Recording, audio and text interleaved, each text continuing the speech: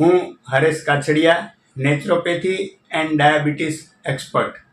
આજે અનેક મારા પેશન્ટના મને કોલ આવે છે કે સર, કેરી ખાવ કે નહીં.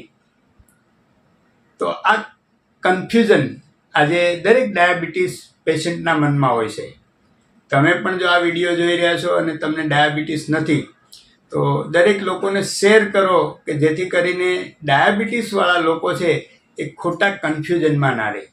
મારા દરેક પેશન્ટને મારા ડાયટ પ્લાનમાં સવારે ભરપૂર ફ્રૂટ ખાવાનું હું સજેસ્ટ કરું છું. તો કેરી પણ ફ્રૂટ છે, તો શા માટે ના ખવાય? ખાઈ શકાય. કેરીમાં ગ્લુકોઝ નથી, ફ્રુક્ટોઝ છે. અને તમારું ડાયાબિટીસમાં ગ્લુકોઝ રેઝિસ્ટન્ટ છે. તમારું શરીર ગ્લુકોઝને સ્વીકારતું નથી અને ફ્રુક્ટોઝ સાથે કોઈ લેવા દેવા નથી.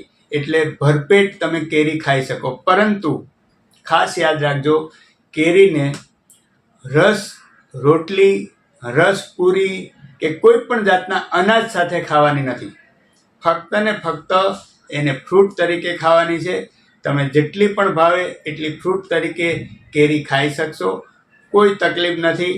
જેથી કરીને છે એ ખોટા કન્ફ્યુઝનમાં નહીં રહેતા અને બિંદાસ કેરીનો છે એ લાભ લેજો.